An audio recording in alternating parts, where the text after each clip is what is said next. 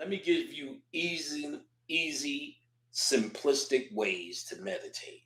Because you niggas pretending that you're deep, but you don't even know that. And I know it. So, as I said many times before, my father taught me how to meditate when I was 8. He was big on Eastern philosophy, had his little book game going, the Buddha, the meditative this, the lotus position nigga, and all of this, right? So he was dying to teach us. I was 8 years old. He taught me, my sister, everybody. Of course, they forgot, but one of the things he told us as a kid was think of an apple. Can you see the apple in your head? Yes. Can you feel it in your head? You know how an apple feels. And then I would imagine that I was touching this apple. And he said, bite it and eat it. I imagine I was eating the apple. So I could see it, feel it, taste it. Um, so how does it sound when you're biting into it, cutting it? I can hear it, taste it, feel it. What am I missing? So I got taste it, smell it. Oh, smell it. So how does it smell? What does apple smell like? Yeah, I can smell it. I know what apples smell like. So what I was doing was experiencing the apple with my five senses, which actually your five senses just sends electricity to the brain. So do you need to sense it for that electricity to happen in the same places? No. You want to start experiencing simple things with your mind in detail. Two things are happening. You're starting to, the first thing is you're starting to focus your mind on one object.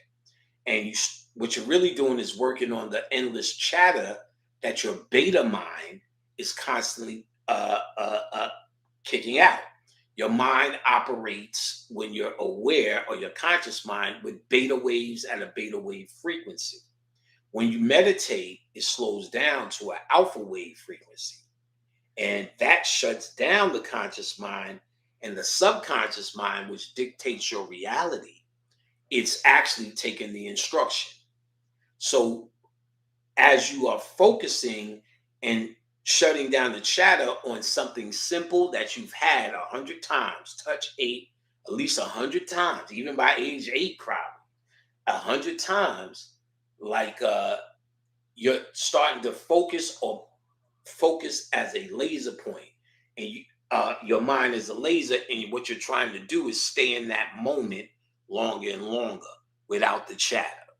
You move to bananas, bicycles. Then you start to do things like visualize yourself in places that you've been 100 times. Your bathroom. I have a bathroom here. So in a bathroom, let's say on the main floor, which is pretty much my bathroom. So I just could see myself in my bathroom. I know the floor, I know the rug, I know the shower curtain, where where everything is, what's in the closet. So I see myself in the closet, looking at the detail. I see myself at the water. I see myself in positions that I really can't see, looking down from the ceiling, things that I physically couldn't do, but I could do it from my mind's perspective. I'm exercising my mind into going where I want to go. Ultimately, I'm practicing astral travel. All of this through your meditative practices. So you keep doing this day to day. Do you need to sit in lotus position? I found that you don't. Do you need to do any mudras or any hand gestures? I find that you don't. But if it's comfortable for you, go crazy. If it's comfortable for you, go crazy. If breathing, you definitely need to do some form of slowing down the breath and become conscious of the breath. Now, there's techniques in breath control and counting breaths.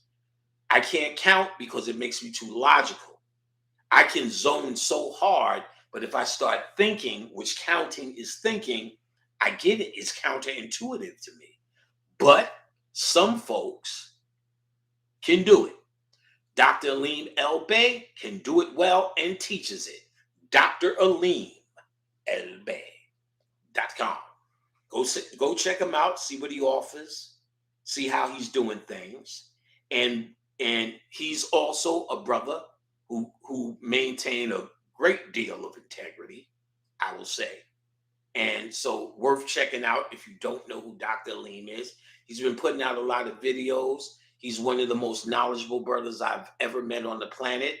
And if you don't know who he is, check out Dr. Aleem.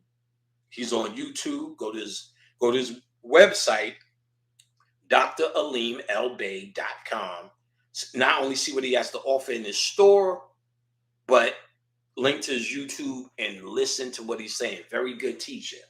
And he teaches all the techniques for healing with breath. So that's an option. So you do what makes you do good, but just to meditate, you don't have to do that. I never sit in lotus. I sit or lay and get busy. Another thing that I believe is a myth, well, I don't even have to say I believe, I know because I do it, is you need absolute quiet. What you need is something that keeps your mind on one track. So the apple, the banana keeps your mind on one track. The bathroom upstairs, it's easy to stay in that bathroom. I've been in there 100 times. Shit, as much as I shit, I've been in that motherfucker thousands of times. You understand what I'm saying? So then you go to your grandmother's house. Then you start practicing on places you may have never been. Pyramids, Eiffel Tower. And what you're now adding to your scenario is imagination. You already are visualizing things that you already know. So now you're adding imagination. And as I pointed out, imagination and visualization is the key. Now, this was always something that's happening. You should have been doing this as calisthenics because those push-ups, now you can flex your muscle. You understand? Now it's flex time. Because your mind and the power of your mind is now lined up based upon this phage lambda or this Beetlejuice given to you by the cosmic wind or the breath of Shu is now lit and all over the place, and it moves as bacteria.